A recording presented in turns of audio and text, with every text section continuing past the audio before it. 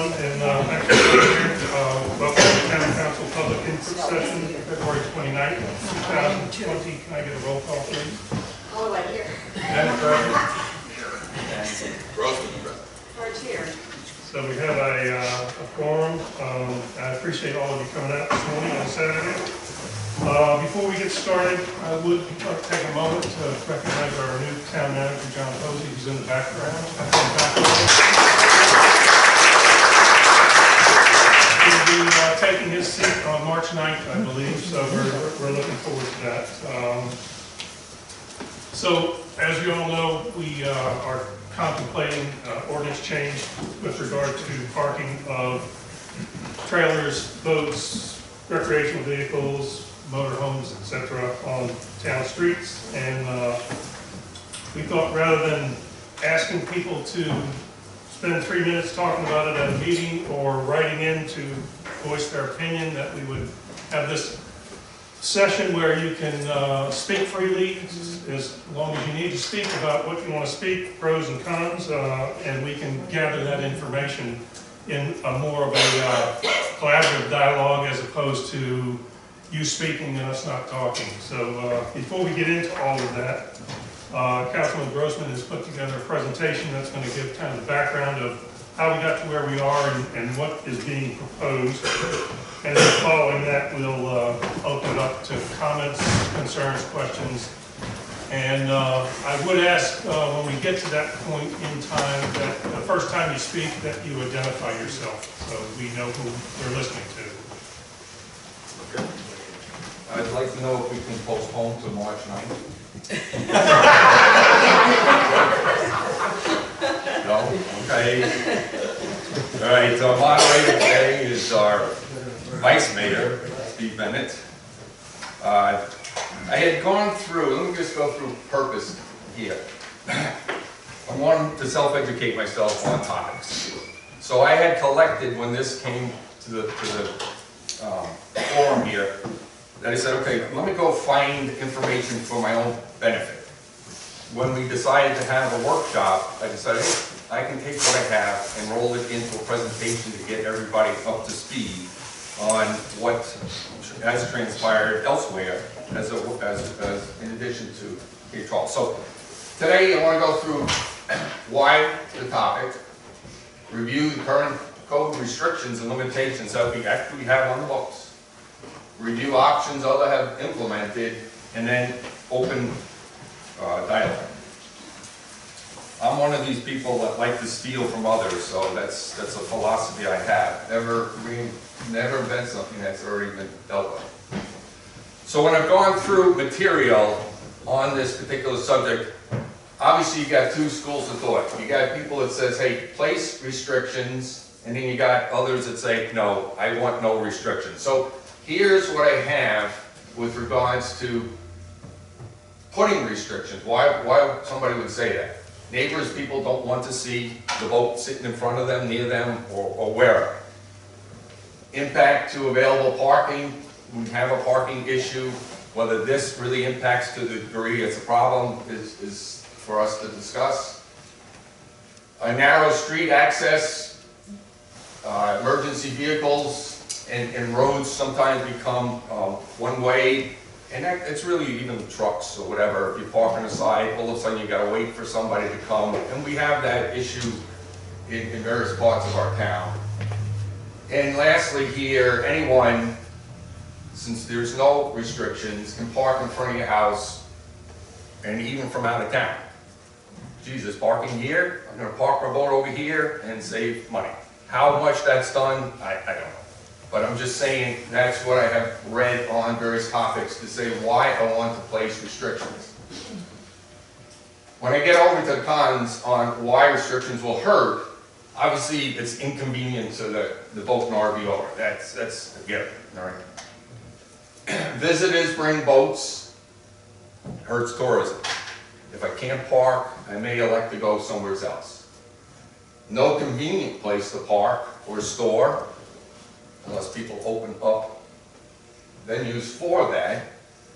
And in my case, we need to have something that's enforceable and some restrictions that have come across here that you kind of question, how do they enforce those kinds of rules? So those were things that I've seen here. I just open it up to the floor. Is there anything else that perhaps I haven't gotten here that is a concern on one side or the other? The safety issue, seeing when you pass in a vehicle, if somebody on a bicycle or pedestrian or animal. Okay, now that was listed in the literature I saw, and I kind of stepped back, no, wow, that's a stretch, but it is. It's not a it- stretch. Okay, it is a concern. I would say that on the con, it's going to present an expense to the boat owners, the RV owners, if you don't list this as an expense, say, where are they going to go? Okay, so in addition to inconvenience expenses. Yeah, and, you know, no convenient place, if there is a place, typically that means there's a cost. Right. Okay.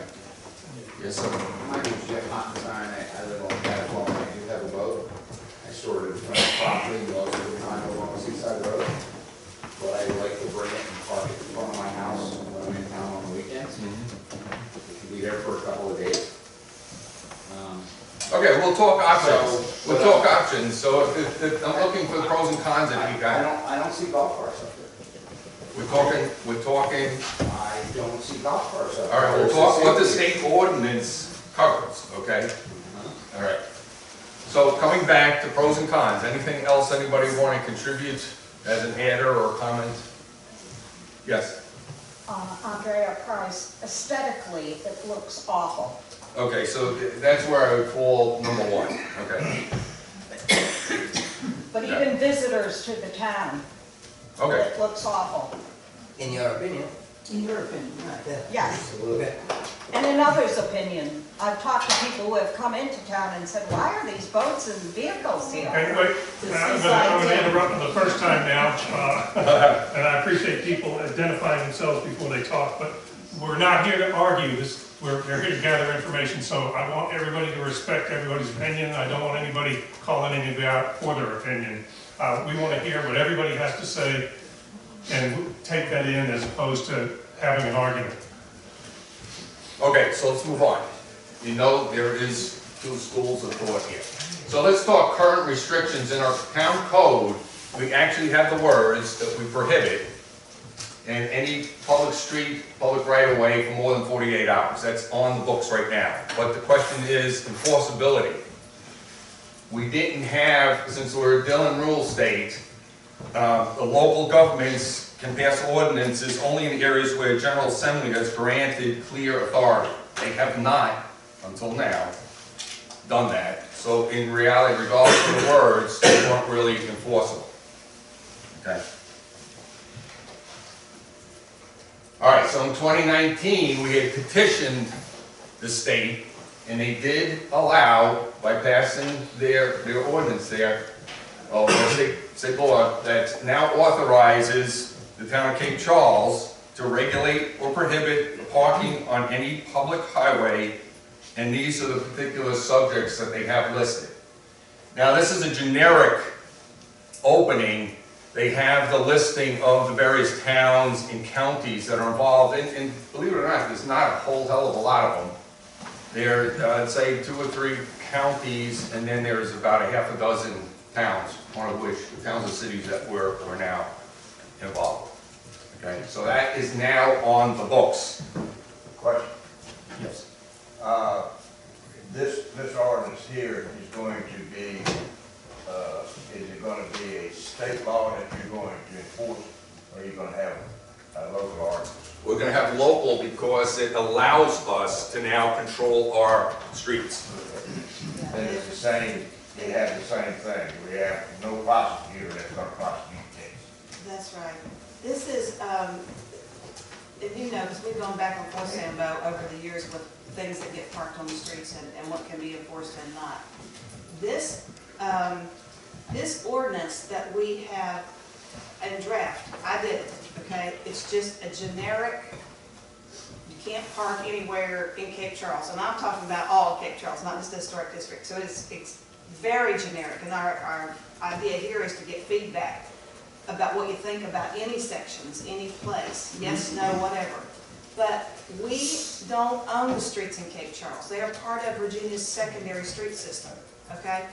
We don't own them. We have to have approval from VDOT for anything that happens on our streets and roads. And so the only ordinance that we have had in the past was that other one that Paul shared. And so going to the General Assembly to get some, to exercise some amount of control over how the streets and the parking areas are used was absolutely essential, or what, anything we could do about any of it. So for some who liked it, no problem. For some who didn't like it, big problem. So that's it, Sambo. We couldn't get to this place without there being a statutory change at the General Assembly that would allow us to even have this conversation. But my question still is, if we get to enforcement Oh, and yeah, you get to the court system, yeah. who's going to be the prosecutor to prosecute these cases of the parking lot? Commonwealth attorney won't. They won't do So it. we have to get our own attorney in Right, somewhere. Now, I Prosecute. think in the subsequent section to that section right there, it allows for civil charges without, like a Well, ticket, a paid ticket But you're too. showing it as a misdemeanor, which Yeah. is not acceptable. Well, like a schedule of charges instead of like a local ticket, I think in some communities. We have not discussed Got that. that part. Yes. But you're right about the prosecution part. Ambiguities often cause problems. In the case of watercraft, if I've got a car top kayak, is that a watercraft parked on the street? In the case of motorhomes, what's a motorhome? You've got things like sprinters that people convert into homes, but it's allowed if it's not a home, it's allowed if it's a sprinter, or conversion vans, or truck campers, sliding campers in the back of pickup trucks. Some of them are extensively long, some of them are no bigger than the truck itself. You're right, and this is just a snapshot. There are definitions that are buried in there. I don't know what the definitions that are in. His name is Jim Baker. That's what I was gonna say. You got me, I was like, okay.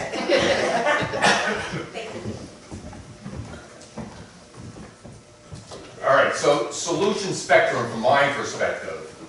Either I have no restrictions, I prohibit entirely all the time, or I have some do something, okay?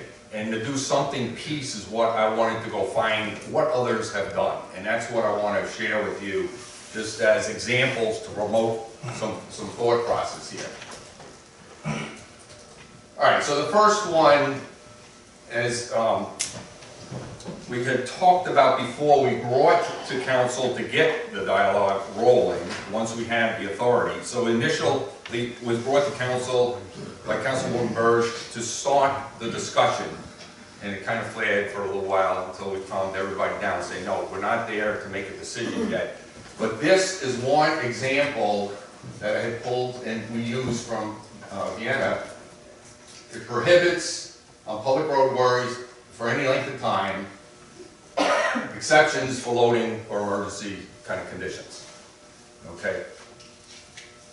So this is right out of ordinance space. I have no idea on any of these examples to what degree do they enforce these particular, how difficult. I just want to get ideas out onto the street here. All right, so this was the one extreme, prohibit in its entirety. Then I've got a couple. What are they prohibiting? Go ahead. Travel or parking? Just a prohibited. On public roadways, I can't drive any of those things on a public roadway in Vienna? No, with regards to the parking. Yeah, I don't have the whole order. I pulled out what's there. I provided a reference, should we have to go back and look at the fuller definition. So that applies only to parking.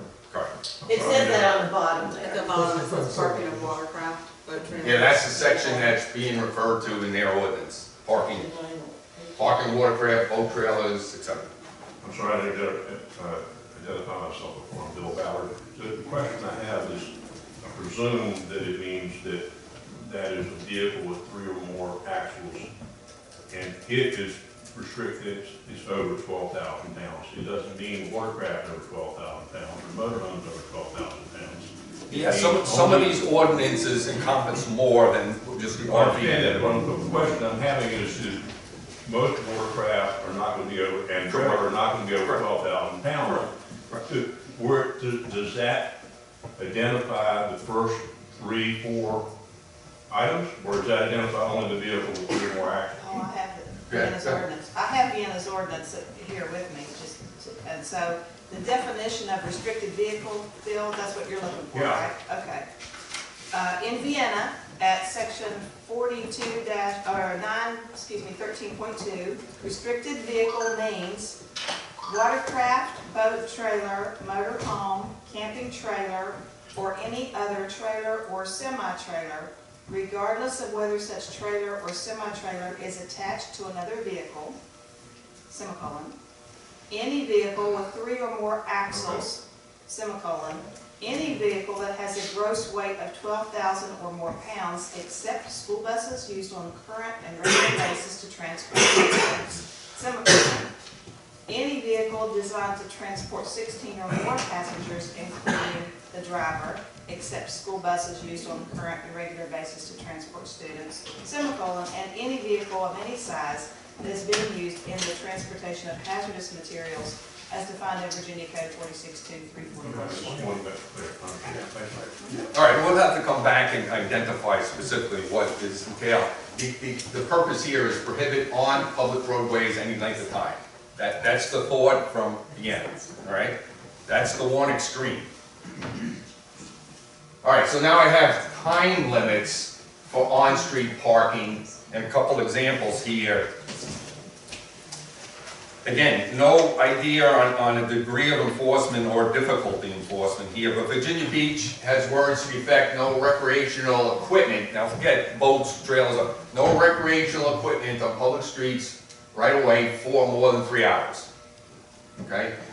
Florence talks about for more than 2 hours in any 1 week period except for, again, it starts getting very difficult on enforcement, but this is what they have on their books. All right, so again, the thought process here is on-street parking time limits with a couple of examples. Okay?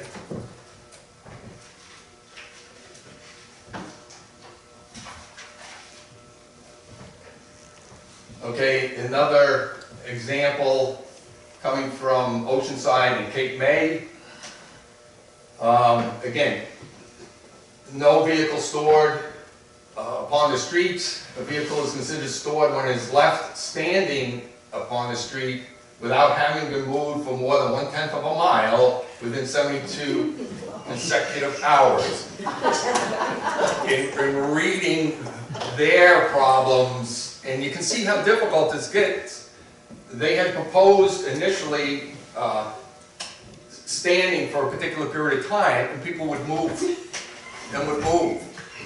And he said, finally, you have to do it with 1/10 of a mile, which means around the block in front of somebody else's house. But it gets complicated, but it's just, again, time limits.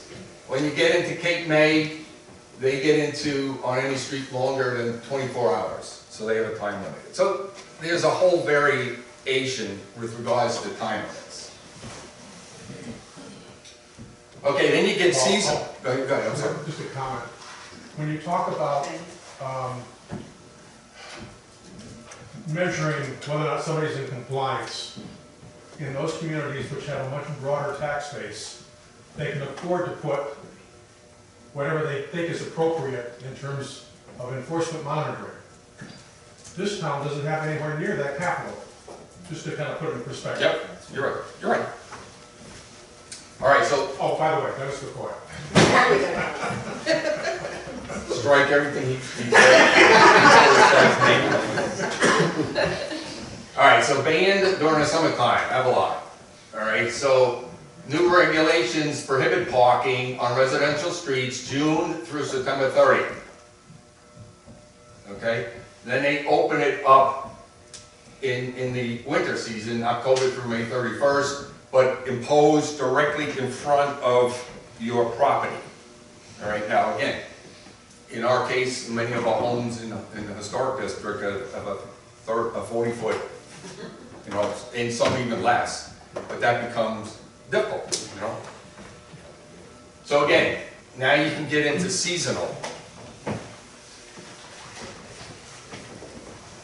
Some have banned on narrow streets. Now, I didn't find at the bottom line there, it says no examples were found, and I just said I got the thought, I don't need to go search for anything beyond that. But I didn't find any of these examples dealing with boats or RVs.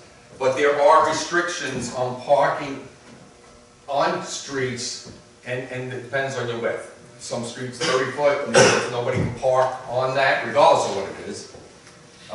In other cases, they have no parking on the street when the width does not exceed 20 foot. So again, the idea here is on certain streets you may place restrictions if we so desire. Okay. Really, I think that in Virginia, and you can enforce that part of it by traffic control. Right, safety. And if that vehicle has to move out of his line of travel, then he's violating state law, and that can be enforced by the police department. Okay, so I've got another one with regards to on-street parking is allowed when attached to a vehicle. Okay. Now, when I went into Sea Isle City's actual ordinance space, I did not see that thought. I wanted to back up what I saw in an article. The bottom highlighted line or bullet shows that boat trailers can only be parked on the street if they're attached to a vehicle that tows them. That came out of a quote from the city representative. All I wanted to do was capture that idea, whether it's in ordinance space somewhere or not. Okay, but when I did, I just didn't want to pull anything over on anybody. Your actual ordinance, I couldn't find those words. Okay. Parking districts. Some communities have created parking districts prohibiting parking on public streets and residentially owned.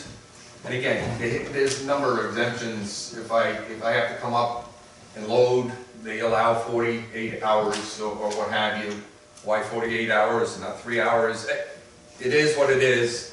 The idea here is that people have created parking districts and imposed limitations on what can be parked in those areas. Okay?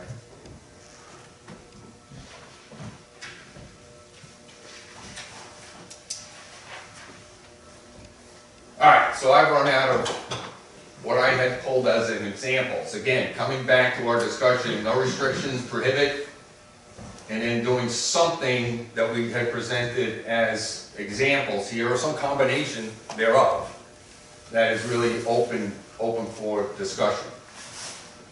Bottom line for me is whatever we do, it has to be enforceable. I can't have our police, maybe, yes, no, gray. It's not going to be good for me to accept something that is not easily enforceable. And if you go, and just notice, I pulled some example of police people from California. They're smiling. We don't have that case yet. Once we pass something, you're going to get a grumpy person visiting you. So I'll leave it with that and return it back to you. Okay, thanks. All right, and now before we just go to a general discussion, we have a number of folks that have written in, so I'd like to get those read into the record before we then further open it up for more discussion. This one's from Rebecca Lowe. It says, hello, my name is Becky Lowe. I live at 606 Monroe Avenue. I have a camper parked on Nectarine. I will not be able to attend the meeting on the parking of recreational vehicles, so I would like to make my voice heard. I spoke to Zach Pons, but he was not sure what all would be discussed. May have parking on certain street only. I want to know if recreational vehicles include campers, boats, and golf carts. I would like to know that all recreational vehicles will have to abide by the same rules. I often park my camper at Cherrystone Campground, but most of the time it stays on Nectarine. If I keep my camper parked at Cherrystone Campground, do I have to pay town taxes on my camper, which is $378 per year? Another thought is concerning vacationers that come to town and bring their boats. I'm curious how things will work out for them. We all know how high property taxes are in this area, especially having to pay town and county taxes. Mine total to $5,491 per year. I paid less taxes in Hampton and got a lot more for my dollar. I didn't have to worry about the corrosive water. I had access to natural gas versus having to pay for propane heat, and of course had better internet access. I suppose you have to pay more to live in paradise. I'm not sure I can afford to live in this town. I've warned my friends who say they would love to live here. I just say it ain't cheap. This one is from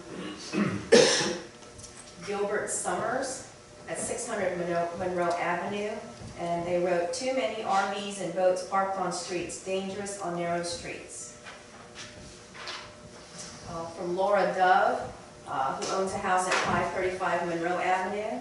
"I can't be there, but maybe boats over a certain size shouldn't be on the streets, but you have to provide an alternative. Parking in the backyard is not attractive either." From Eric, is that Kulak? Don't know his name. 201 Monroe Avenue. Is he here? No.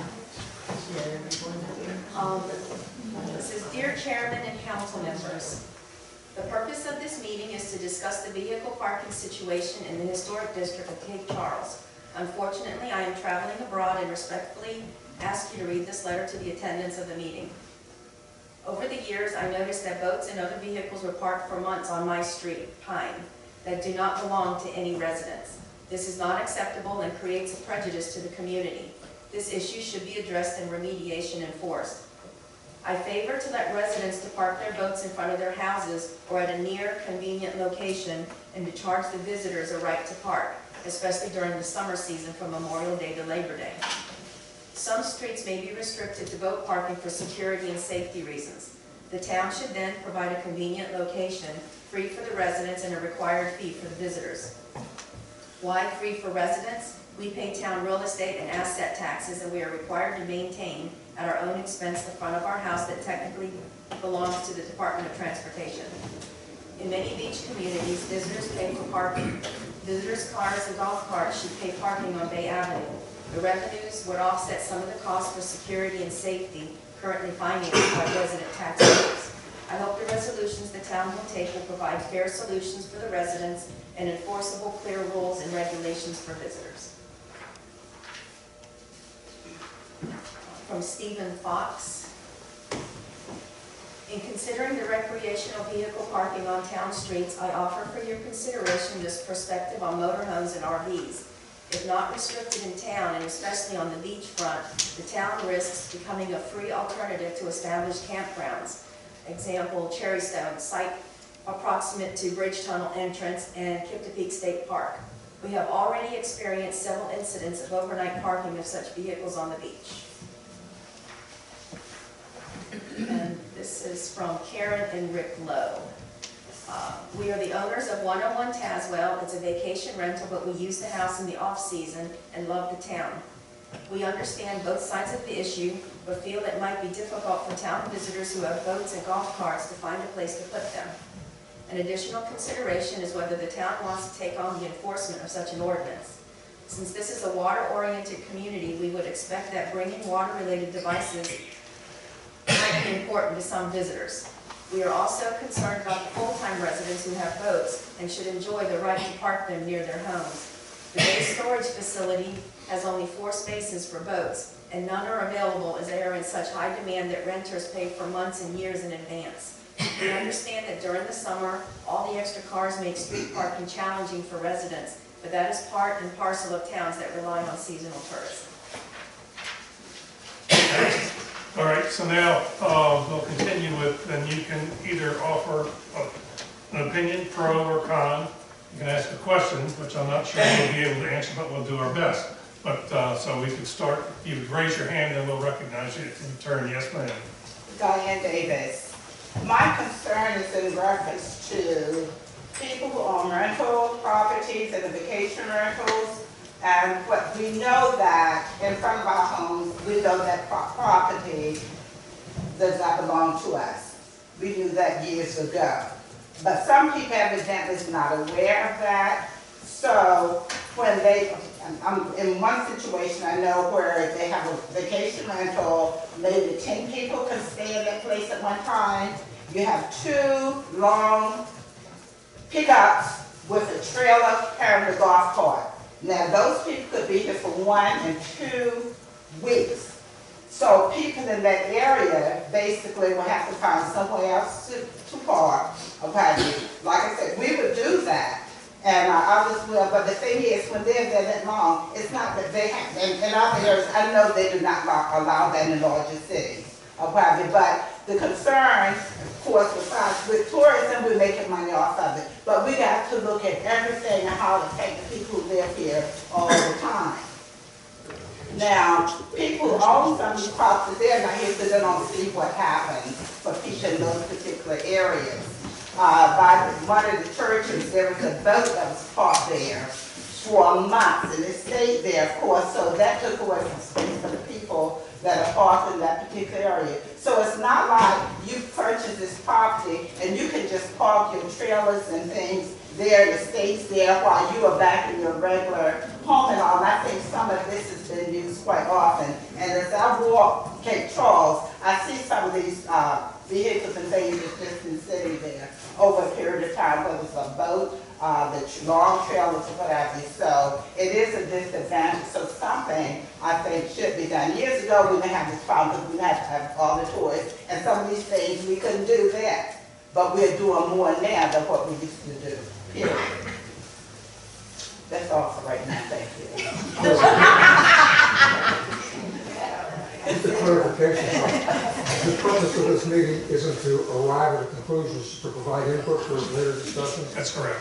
What are the restrictions that were weight-based? I think those are totally impractical and unenforceable. One, you have to weigh the vehicle. 2, the restrictions that were posted up there were at 8,000 pounds and 12,000 pounds. You have common pickup trucks these days that have gross vehicle weight ratings in excess of those weights. So what are the restrictions that you get around here when they should not be weight-based? Yeah, what I found in looking through, the same number, not all had it all exactly, but you could see people were using verbiage from previous because you saw the same numbers start appearing as I came across various ordinance Those numbers are pretty common in vehicle registration classes. Yeah, okay. And I think that that's, I'll double check this, but I think that that's the language of the enabling statute, like the state code. I think that's exactly where that says. I don't have it in front of me, but that's what I'm betting on. All I'm suggesting is that it has practical I problems understand. and you'd have to weigh it. So I'm gonna say, hey, if we didn't make it that much, it was up to your pleasure. Sure. They have a lot of very large camping trailers, are surprisingly light. I have a boat that I have in the marina, in the parking area. It costs me, I think, about $300 a year to park a piece of dirt.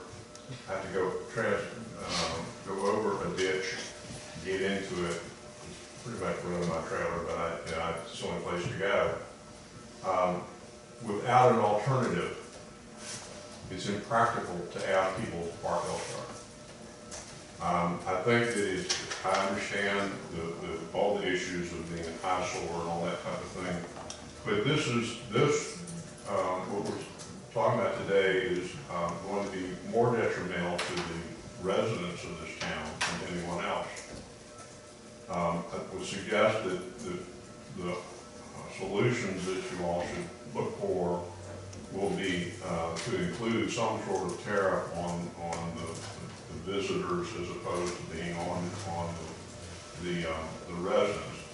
If that is required that you move off the street, some alternative has to be presented. There is not really much now. The marina is not one that is of any real value. I paid less than market for the slip in the water. You know, I just don't think that this has a lot of, I think it's gonna be very difficult in a lot of ways for a lot of people. I have no place, I have no backyard, I live in a condominium, and I have no backyard to put it in. I have no driveway to put it in, so I can't get the skyhook and put it in there. And so I just need, you know, we need to have an option if any kind of restrictions are put on. I would also suggest that the middle ground is going to have to be where you go as opposed to, you know, I can understand not doing anything does not solve the problem. I think Mr. Gulot's letter about the people who park their boats here and are not here is a lot of merit. There are some around, and those shouldn't be here. If they're not paying taxes, if they're not using, you know, here, why should they have the benefit of doing that? Anyway, thanks. Okay. Diane? Diane Bianco. I have two questions. One, is there, if we enact something like this, do we have to provide an alternative for boat parking? And two, where other than the street can you park a boat now? Or a trailer?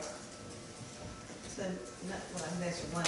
No, there's not a legal requirement to provide an alternative. I think there is a decency, moral, ethical obligation for the, I'm speaking for myself, not everybody else, to identify locations, see what kind of compromise there can be. Personally, I lean toward benefit to the residents, because all of us, probably everybody in this room has had an issue at one time or another about being able to park close enough to your house or to do things that are necessary to do, particularly in bad weather, stuff like that. So no, and the places that are available, you guys maybe want to jump onto that. Of course, over at the harbor is one. Well, I was thinking more on your property. You go in the Backyards, people park in backyards, those who have them, that's. Yeah, I don't know if there's any restriction for having a boat No. in your yard. No. I mean, in the Bay Creek areas, there are. Not yet. But some people don't have, as Bill said, don't have a backyard. Some don't, but a Or lot do. yeah.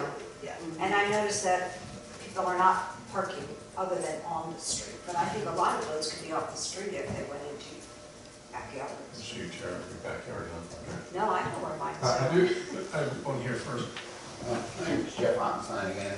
I live on Tazewell. We have an alley behind us. And I'll tell you right now, getting into that alley, even with just a single vehicle at times can be challenging, let alone trying to tow a trailer into the alley.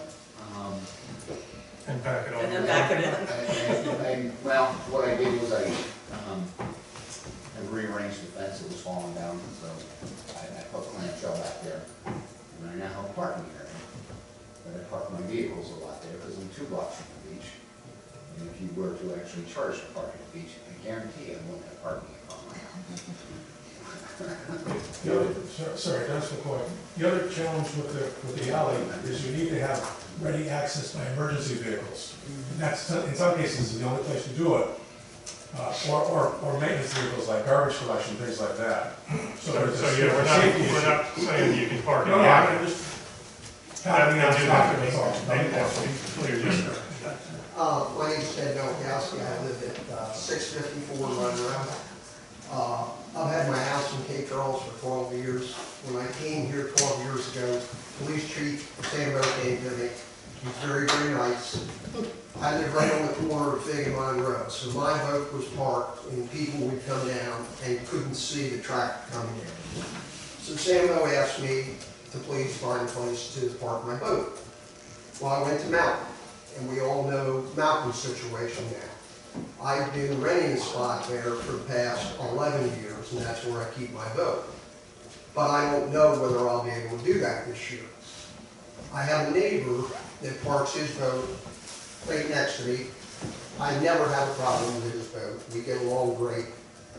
I really think, of course, you made the point about the town is not obligated to find a place to park boats.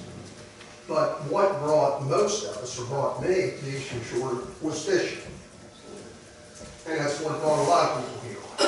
So I bought new lot now further in town, and I'm gonna build a new house on that lot, so like the house I'm in now. I have a place where I can park a boat there and not bother anybody. So I'm kind of against this restriction.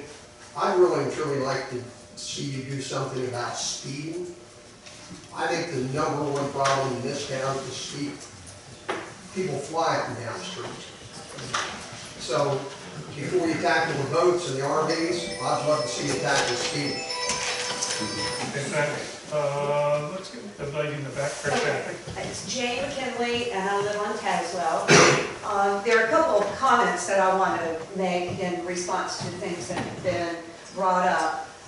First of all, the 12,000 or greater pound weight and how difficult it would be to ascertain the weight of a vehicle.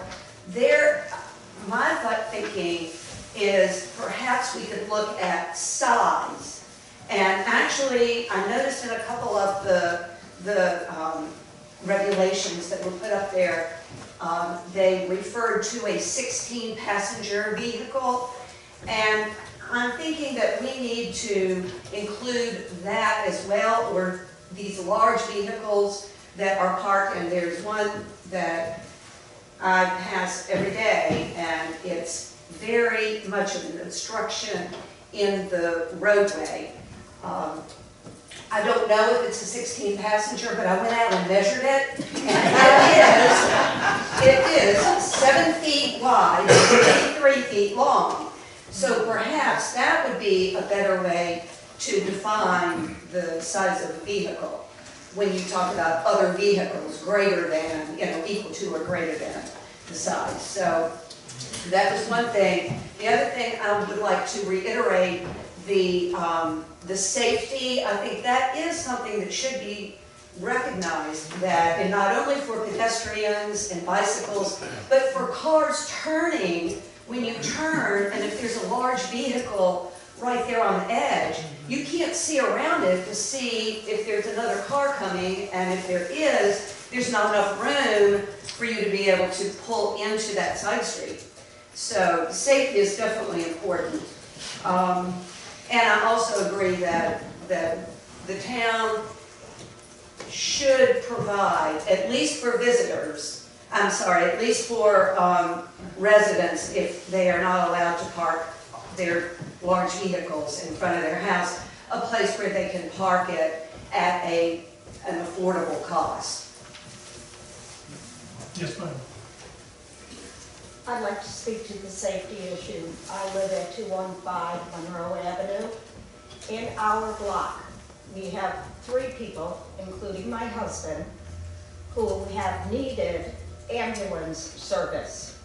Not once, but repeatedly. I have a neighbor who parked a very large boat, didn't see it move for months and months and months. I went nicely to him and asked him, said, it's an obstruction. We have these people in our block. Please, could you move that boat? Well, I got a very nasty answer. And eventually it did move, not because of me, but for whatever reason. I'm very grateful for that. But I think safety is the most important consideration.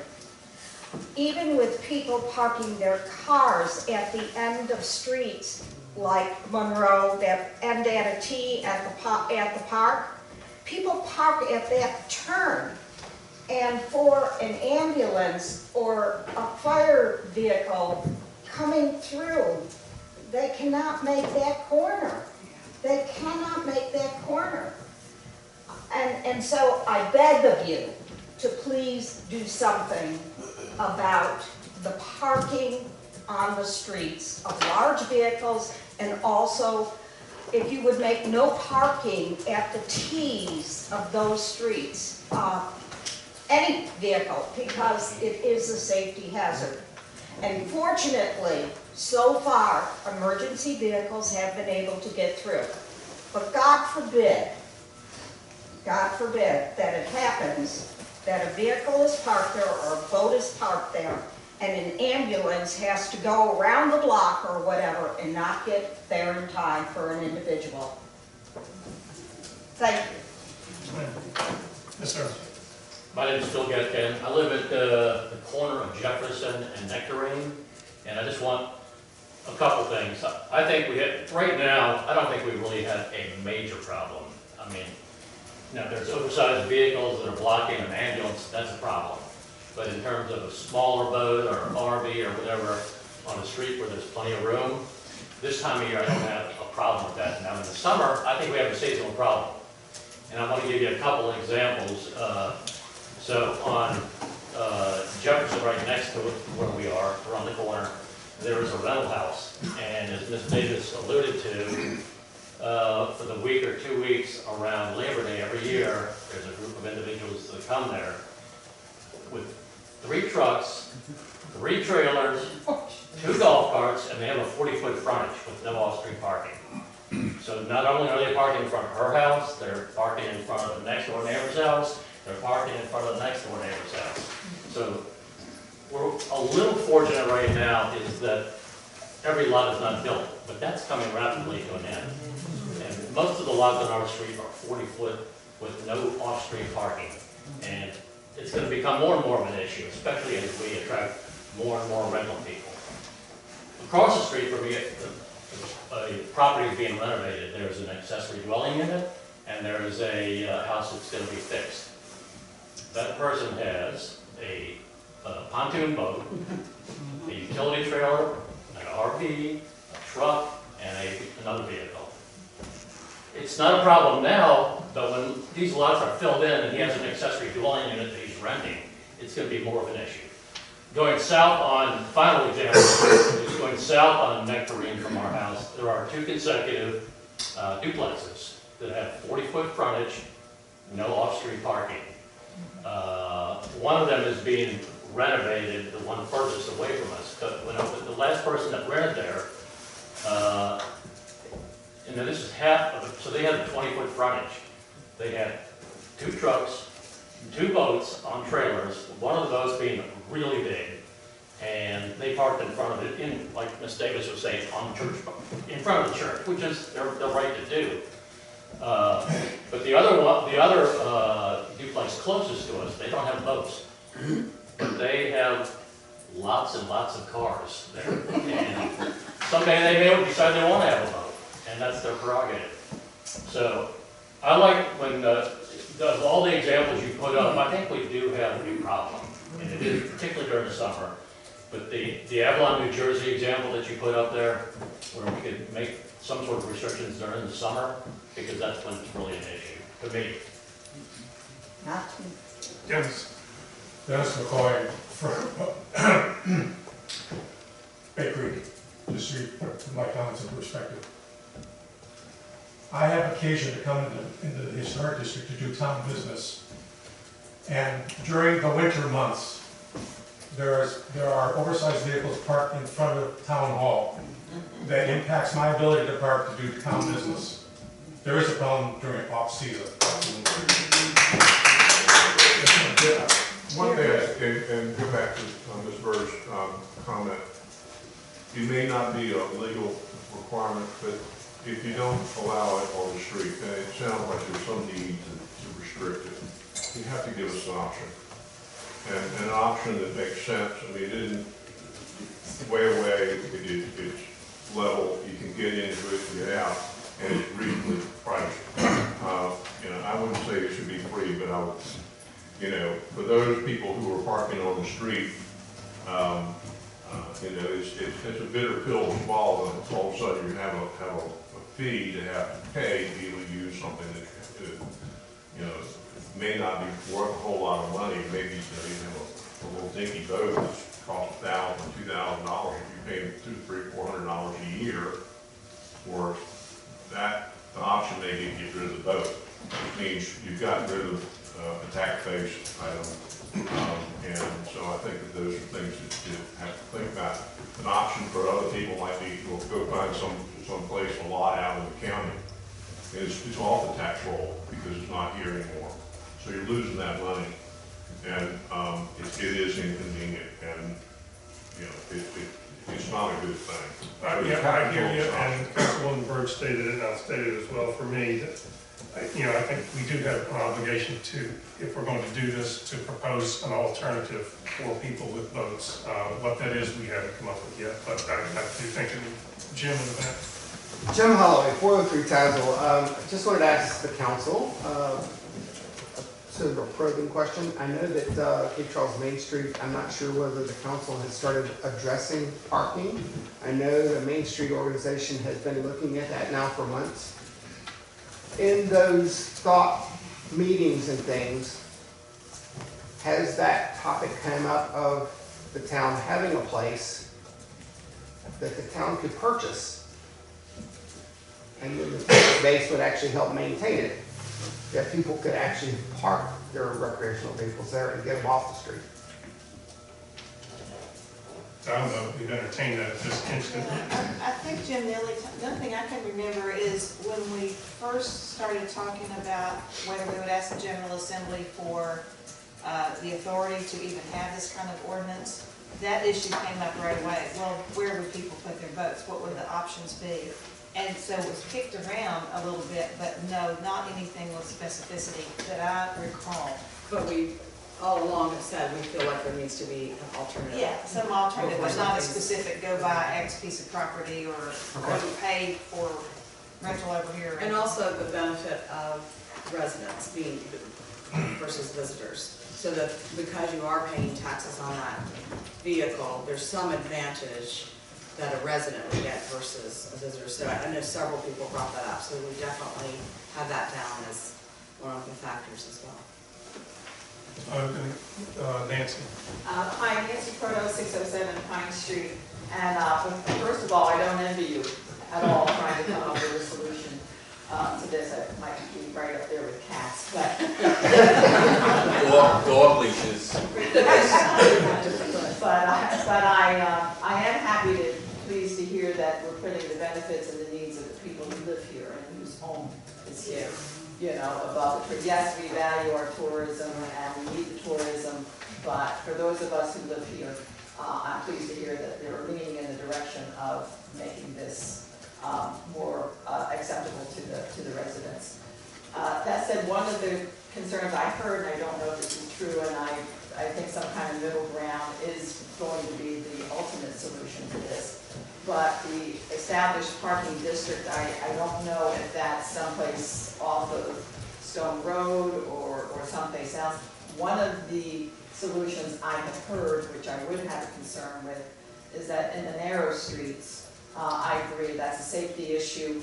Pulling out from side roads, by the time you're seeing around some of the vehicles, it's too late. You know, you're in the middle of the road. It's too late to do anything. But I absolutely agree that there needs to be, you know, something done with those narrow roads where the vehicles really do impede traffic. One of the solutions I heard was that there might be a consideration given to allow parking on streets that are wider.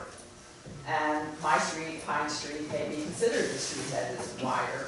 The same for Bay Avenue or Washington Street, and there may be other towns that would meet that criteria. I would not like to see those boats or visitors or whoever then transfer their boats over to those streets so that I walk out my door to a boat parking lot. There is already a boat on Pine Street that may have been one of the people that rode in referenced, that is literally sinking into the road. It's been there for so long. It's become part of the road. It definitely doesn't get moved that 1/10 of a mile. Yeah.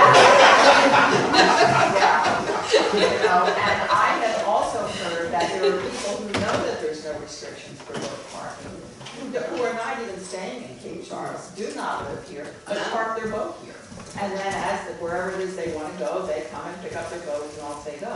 And this is a problem. We don't have a problem so much during the off-season on Pine Street, at least in the 600 block, but we do have a problem with people parking their boats, living who knows where on Pine Street, and then they come and again, they block access to my house. It's an eyesore, not so much a safety issue, really are.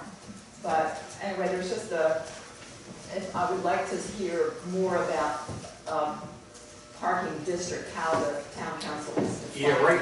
Just examples that I had seen for parking district is, you get some cities that really have a downtown that's very congested, and they just block off a number of streets.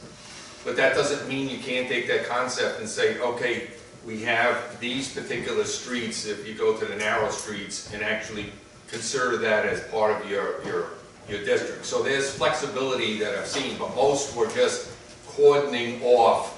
You're not going to park a boat or truck or whatever downtown in this particular area. Yeah, but then, you know, and again, if you're portioning off part of Cape Charles, then that's going to, you know, gravitate. Yeah, it does. It moves. gravitate That's correct. to other areas, and make it a problem for other residents. Correct.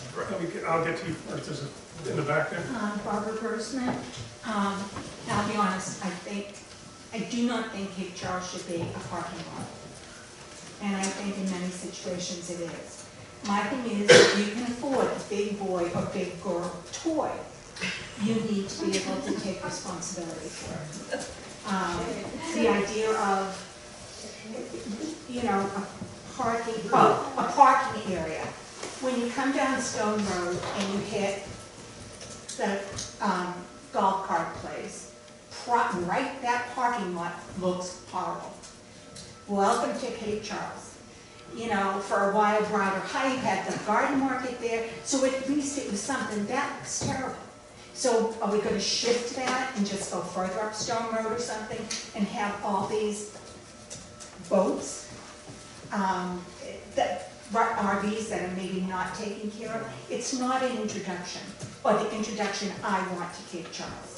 I kind of think Main Street would agree with me on that. As far as restricting visitors, you know, maybe a week at a time. You can, or something, you know, in Virginia, I mean, in Connecticut, there was not a cop, but somebody that just went by, an extra car. If it was there after the limit, ticket, people paid attention to that. I worked there. I had to schlep so that I wouldn't get a ticket. But it was in the law and it was enforceable. I guess that my thing is, I'm kind of caught up with the aesthetics, with the safety. You whip around a corner, you can't see. They can't see you. So I guess that's my big thing. I think you should not be a parking lot. If you can afford your toy, you need to be responsible. The same way a parent. If you have a child, you have to take responsibility for that kid.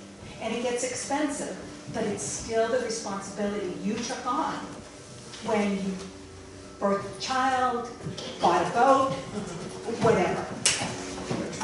That's all I have to say. Sue Bannon, 408 Caswell. Everybody said great things. I have two little things. I would like to see you, first of all, small step, get rid of anything that is parked here by people who are not residents or visitors. Number one. Safety, I would say, is my biggest priority. And I would like to see you look at the VDOT minimum curb to curb on each street, which will allow you to figure, and the parking is actually 8 by 20 or 7 by 20. That lets you figure out the drive lane and, you know, go from there, restrict vehicles that are wider than 8. And I think probably have more than three or more axles is going to be a big vehicle. I think that's an easy one to put in.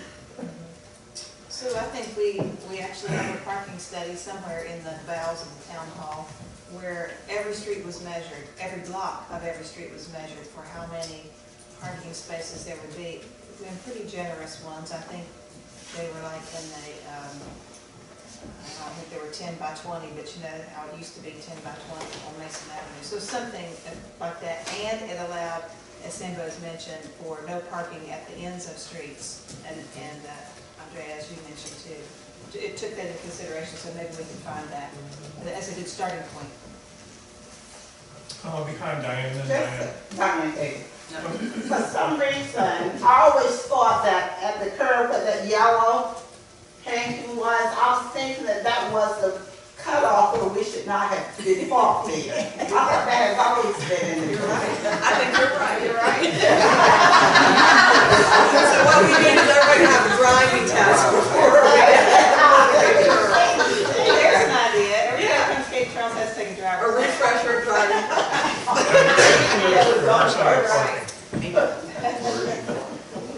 All right, behind Diane. My name is Sorin Barzar. I live at 7 Plum Street. I actually have a boat and an RV, so I'm biased in that way. I have a couple of comments I'd like to make about the various things that have been said or referenced in the presentation. So, a couple of people said, Barbara too, if you bought a boat, you better be prepared to pay the cost of the boat. And that's fair. What's not fair though, or what I don't consider fair, is that when we acquired those boats, we budgeted or thought out our cost based on the current state of in town. We pay taxes on these vehicles, so whatever it is that we're about to implement is going to raise, for instance, my personal cost by probably $1,000 a year, which I have not budgeted because at the time when I bought it, that was not the situation in town. So there is a factor of fairness towards in that regard. So that's one.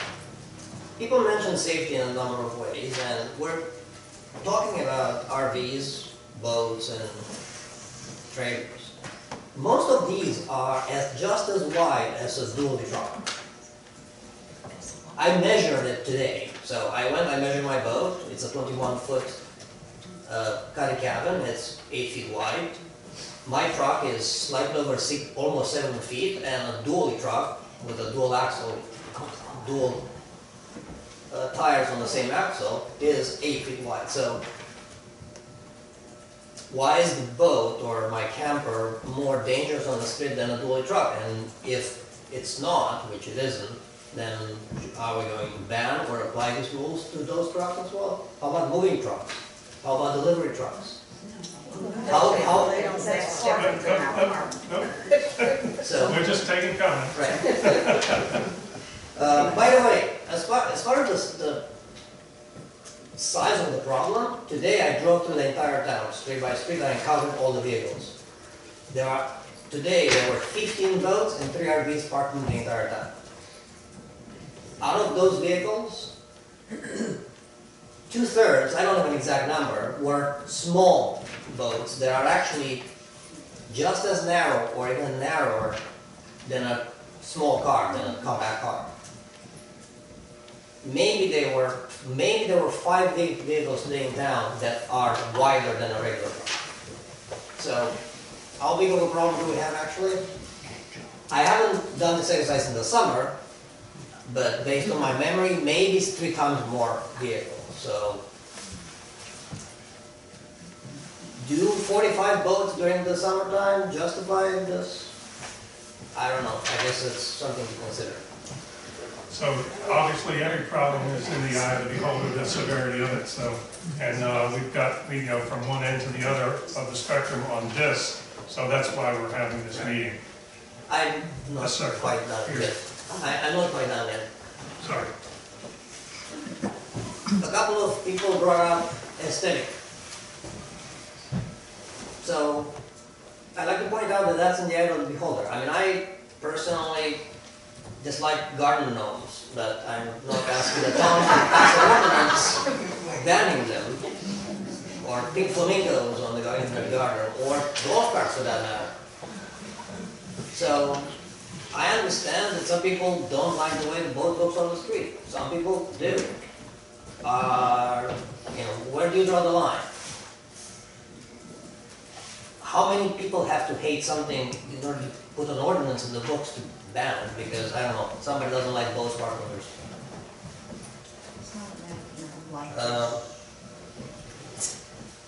We have our house is a duplex, so half of it is a vacation rental. We pay taxes on that too. We have clients that come in to fish in the various fishing seasons, I can guarantee you those people are not coming into Cape Charles anymore if we make it unreasonably difficult for them to deal with their boats. That's tax money that's going away.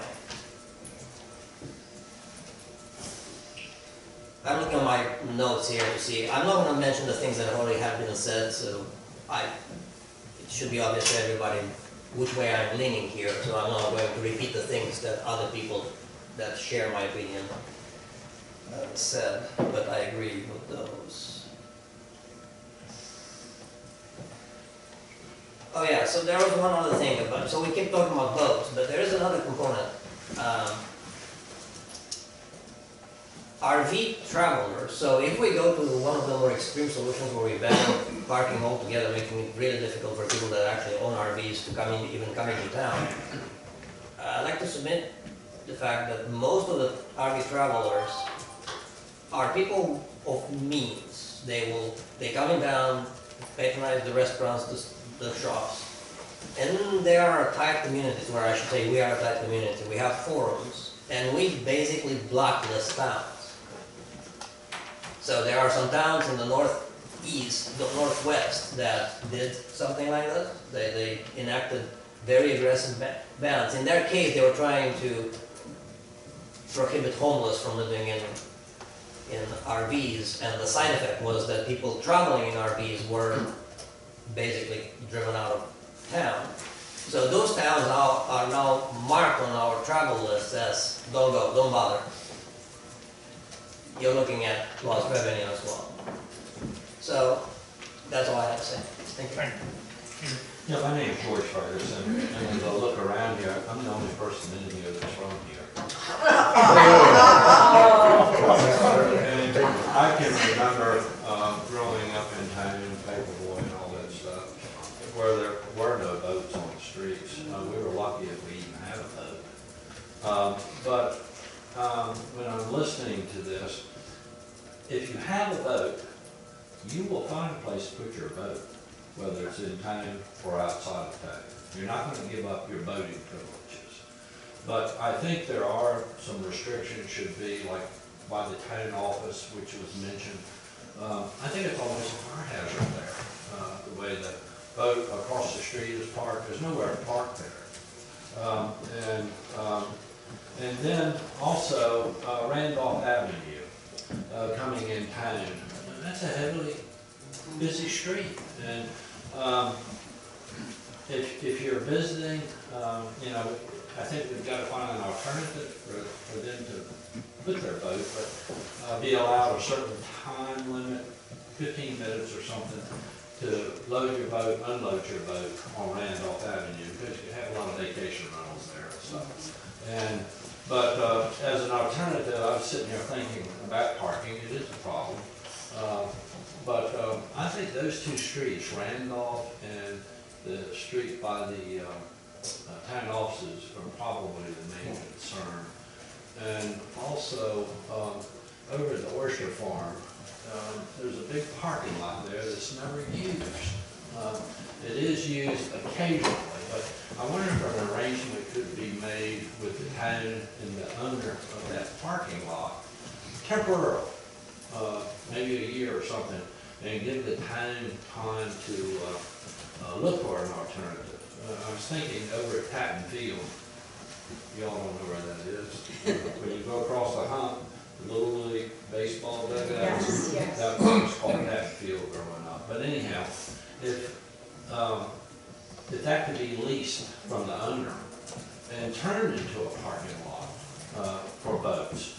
Of course, you'd have a problem with muddy roads and stuff, but if you want to park your boat there, you know, there'd be an alternative parking there.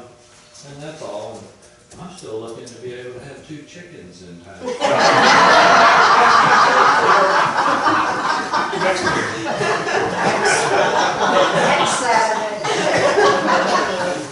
Oh, and I do want to thank you all for having this meeting.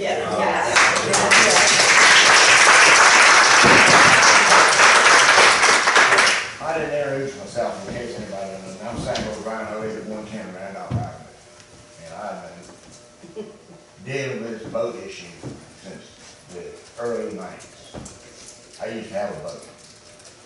And they would mark your wheel on the boat, so you make sure you moved it within every 24 hours. So I know I moved the boat up 6 feet and back up. And I comply with the ordinance. I hear tonight that there's a safety issue and there's an aesthetic issue. The aesthetic issue is, I can't do anything about it. Some people like boats, some people don't like them. But the safety issue can be enforced without an order. You just got to have your police department enforce it. If you have to go around the boat, or if you have to pull out in traffic and see around the boat, or like on Monroe Avenue, you can't get animals or fire truck to do that with a big two-wheel truck pickup. Now, you don't have to be a camper, you don't have to be a boat. Anything wider than a normal vehicle is hard, extremely hard to get a vehicle through there.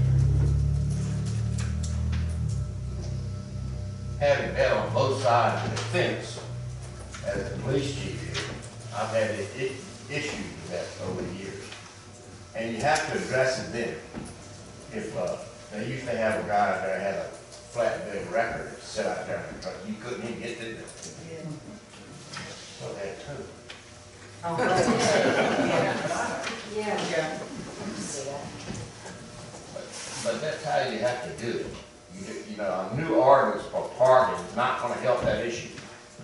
Some streets in here, you can't park anything on the street. And like you said, dual-wheel truck is a lot wider than a car. But you have to take it on a case-by-case basis, because you don't wanna have another ordinance in town that you can't enforce, or very extremely difficult to enforce. Set of values on there, you can enforce that all you want, but that's not a safety issue. And I hear both sides of the coin, but the safety part is an issue to me, not just that. One of the other things I think that is maybe it's a compromise issue of the aesthetic issue versus the safety issue is just kind of a courtesy issue. And I wanted to hear if anybody else felt that way, that the convenience or inconvenience of being able to park near your home or condo as a full-time resident versus, you know, what happens in the summertime or when there are a number of other boats, cars, vehicles, that sort of thing. What do you think about that? And is that an issue we should even consider? My name is Jeff. Again, I live on Tazewell, and I live on the 100 block, so 2 blocks from the beach. We do get beach parking in the summer, people parking in front, and sometimes you gotta park around the corner, sometimes you gotta park up the street. It happens. Some communities have issued parking stickers. And you can, you know, I mean, then now you're telling people you can't park on this block. That's not good either, because you do have residents coming in. I just, you know, I own a boat. I pay taxes, and I pay taxes for the trailer. And like I said, I live to bring it into town. I store it on Seaside Road because it's a cleanliness issue for the boat. I don't have leaves, hackberries, all the stuff getting into the boat over there that I have in town. I would love to be able to park in the back there. I can't get it in there the way the setup is with the alley. It's getting in and out of the alley without tree branches and, you know, it's just brutal. And if you even look at the west end of the alley in between Pine and Harbor View, the bushes have kind of confiscated part of the alley on one side, and the other guys pile rocks on the other side because he's tired of people up and over the curb. And that's where that is. So if you want to, it says we get a sticker. It says when we pay our taxes for your sticker. We've never gotten a sticker. Maybe we give a sticker to people who own boats that own the trailer and say, here's your sticker. Thank you. I'm Peggy Phillips, and I live at 230 Tazewell Avenue, and I live in the mecca of summer rentals. And I'm addressing that too, because I think it goes hand in hand with this. The house next door to me, which is up for sale now, I don't know whether it'll be a summer rental, but there were 18 people there at one time. They're just all around us, and they're very nice people, you know, but they have boats and cars and trucks, and we even got really fancy and put cones in our driveway, and someone back in between the cones in our driveway. You know, so there are issues here where we feel kind of violated, you know, and I love our people to come here, I know that's important, but this summer rental detail goes hand in hand with this, because these are the boats that are, and I love boats. I have always loved boats. I loved to water ski when I was younger, so you boat people know that I know what you're talking about. But, you know, the alternatives, I think you all are absolutely right about that. And how about across from the bookstore? What's all that property over there, you know, that's vacant? I didn't know whether that could be an option. We don't own it. But, you know, is that railroad property? Well, I'm not qualified to even talk about that, but I am qualified to talk about it. Maybe the summer rental people, and I think they're trying hard. They have their rules, but people just bring other people in with their boats and their golf carts and their cars. And that gets that really does get you kind of upset when you can't get in your driveway. But anyhow. I love this meeting. I want to speak to that because the council is addressing short-term rental, Airbnb, VRBO, all of those things. We started it in gosh, it must have been the summer, and we're going to get it back in play when our town manager is here in full. But we made a good start with that, and understanding that we don't want to lose our sense of community in that way. So things like trash cans, parking, that go along with it, and enforcement of registering a house that's for 10 people, that's what the capacity is. If they're caught with 20 people there, so as a neighbor you report there's 18 people in that house, then it's and we that do. direction. Right. We do that. So personally, I'll take my Bay Haven Inn hat on for a second, we have a huge challenge because we're required as a business to have 6 parking places. They're not designated, but we have to have them. And we have a house beside us that rents for 14 people, often has 20. So they park their big trailers and things right in front of our inn, and the parking that we're supposed to provide. So I was like, well, how does that work? So I hear you, I think, and I just wanted to let you know, keep your eye out on the agenda. Probably in the next 4 months, it'll come back up that we'll get moving in that direction. And I'm kind of hoping we'll have a meeting like this to kind of, for all to be involved, those who are providing short-term rental, so that they can hear the importance of it as well. Thank you. Lady in the pink sweater. I'm Chico Galabart, and I live on Strawberry Street, and I own a condo in Lisson Building. And what happens, people come in with their boat, there's a truck and a boat parked on Strawberry Street. I'm 87 years old. Handicapped people senior citizens can't function in situations like that. It means I have to park, some far away and have to walk in. So the yellow line, that little yellow line, I'm parked there with my handicap sticker in the window.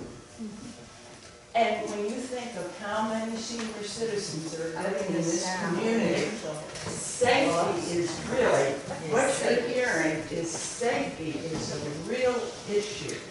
I know I pulled up to streets where I couldn't see anybody coming down the street, and I'm coming way out, and I'm going to get hit.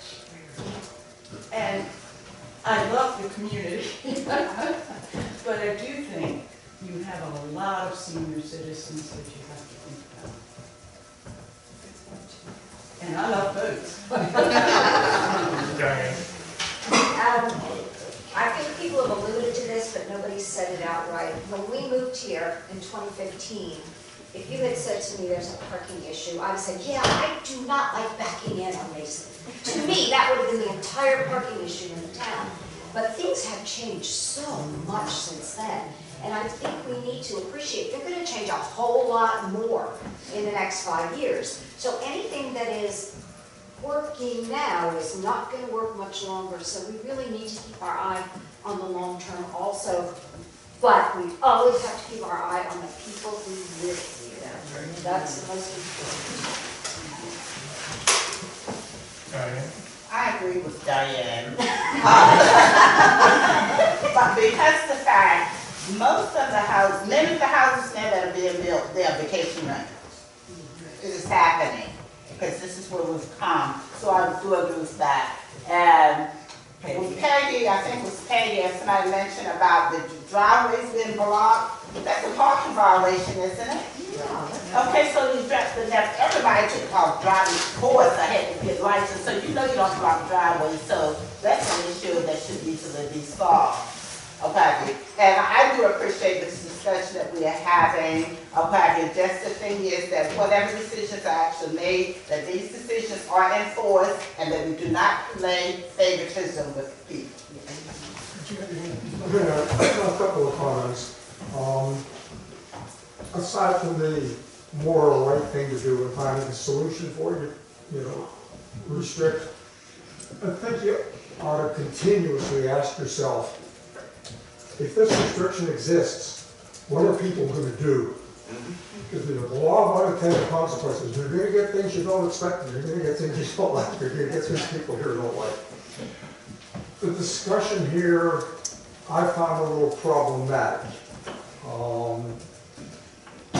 in terms of regulations, not only how you do it, but what exists.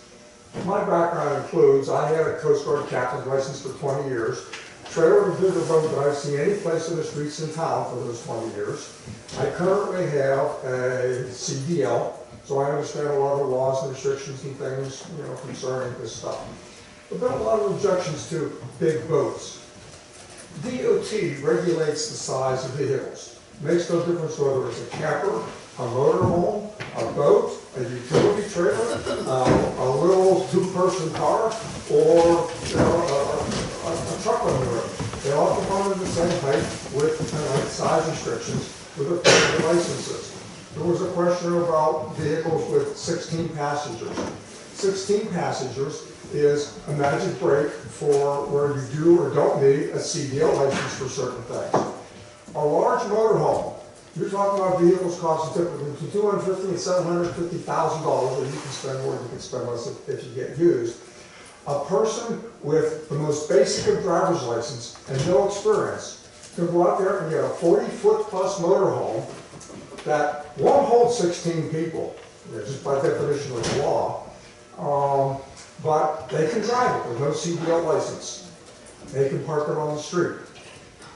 The expectations of what's governing things, what people are driving and things, you're going to have a very hard time putting in regulations that don't recognize what the law says. As a professional driver, from my point of view, I don't care when I'm going past a boat, a motorhome, a utility trailer, a Sprinter van, okay? I don't expect, I use visibility that's there, but I drive in such a fashion that a boat is, parked someplace is no less or greater an obstacle to me as long as it's not parked where it shouldn't be, that is too close to a corner. If it's within its legal width, it doesn't make any difference whether it's a boat or not, You're not going to pass a regulation that restricts things that are legal widths otherwise. I can't, your car has to be 6.5 feet wide. You can't park at 7.5 truck or boat or something someplace. It's going to get to be a very tough problem when you pass these regulations. So there's something that things are going to change. It's a tough problem now, and it will continue to be. But that's why we're doing this, is to try to address that. And right behind you. If you say you can't park on the street, it's going to be a difficult message to get out to tourists. as to where they can park. And you know, you asked about convenience and all that kind of thing. I think that any alternative would be near the boat ramp.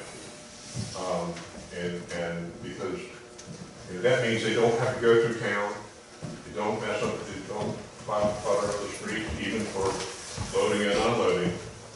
It goes there.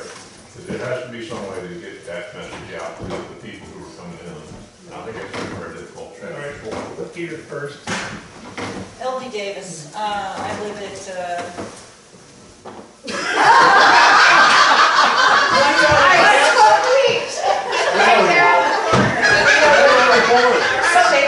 Some people do. To your question, Councilwoman, I will respond by saying, I'm a creature of habit, and I have my parking spot in front of my house. Or actually, I park on the side of my house. And I think we are all kind of creatures of habit of where we want to park in relationship to our homes. I don't own a boat, but any of you that have a boat, I will gladly go out on your boat. I will put gas in the tank. I will bring adult beverages. Write that down. But here's what I do know. As a volunteer on Cape Charles Main Street, I got the dubious distinction on several occasions to walk the streets of Cape Charles in a legal way and take note of parking and what goes on. And I can promise you that yellow curbs and white parking lines are nothing but a mere suggestion in this town. And I'm not joking. It is a mere suggestion of, really, you should put it here. The issue here is, I see twofold. Safety, safety, safety. Fire trucks take huge turning radiuses. Last summer there was an event in a park because of how vehicles were parked. EMTs couldn't have parked a block away from the park. Unacceptable. Huge risk management issue for the town of Cape Charles that those EMTs could not get to a viable spot. And storage is the other huge issue. We keep hearing it and hearing it and hearing it. And should the locals be cut a break? Absolutely they should. Absolutely they should. You know, if you go up north, you have to pay to use the beach. Even though you live there, even though you pay taxes there, you have to pay to use the beach. Thank goodness we do not have to deal with that here. But there are things in life that you pay an upcharge for. And hopefully a very fair and equitable one. Okay, so I kind of had my mind that we were going to do this for about an hour and a half, and we're about at that. I saw two more hands up right there, and maybe we'll take those two and wrap them up. I just want to speak to the issue of whatever is decided. I think it's the size that matters.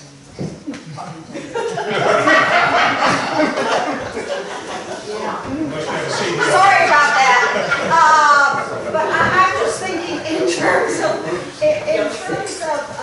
the golf carts. Golf carts are not an issue except for kids driving them all the time and parents having children sit on their lap and driving them. That's another issue. I understand that. But if you say recreational vehicles, I don't think that, in my estimation, golf carts are a problem as far as parking is concerned. So I would not include them. So I don't know about the weight and all of that, but definitely the size of vehicles is the problem. And I think you said it very, very well. We have the issue of, you know, no parking, but where do they park? But if you pass a regulation and a notice is sent even via the water bill to everybody who owns property in town, here's a new regulation, you need to notify your, if you have a summer, use your property as a summer rental, you need to notify the people that you rent to that you cannot park your whatever here, you have to park it there. And everyone will be notified of that. And Peggy? Okay, I think the bottom line here to me sounds like enforcement. And this may be totally insignificant, but when this town was formed, I mean, there were probably 3 cars here. I mean, in that many, there probably were, it may be one. I mean, you know, this little town was not built for what it's coming to be. So that's kind of where we have to go from there. You know, we've got this much to work with. We're trying to put 10 pounds in a 5-pound bag, kind of thing. And I think we can all work together on that. But I don't know, you can't accommodate, you know, what you don't have space for either. I think that's, you know, I don't know what I'm saying, but I know that. We appreciate you saying it. No, I want to thank all of you for coming out on your Saturday morning. This has been a tremendous session as far as I'm concerned. We've got a great amount of comments all across the board, which you know, is great for us. And you know, it's a difficult task going forward. Excuse me, Chris. But you know, we're going to do our best to move it forward. I want to thank Peggy for finally expressing herself publicly. And this case, Remember, I'm an indigenous member. she's indigenous. And how many indigenous people are here? Diana. So thank you all for coming, and with that, I'll entertain a motion. I move to. Second.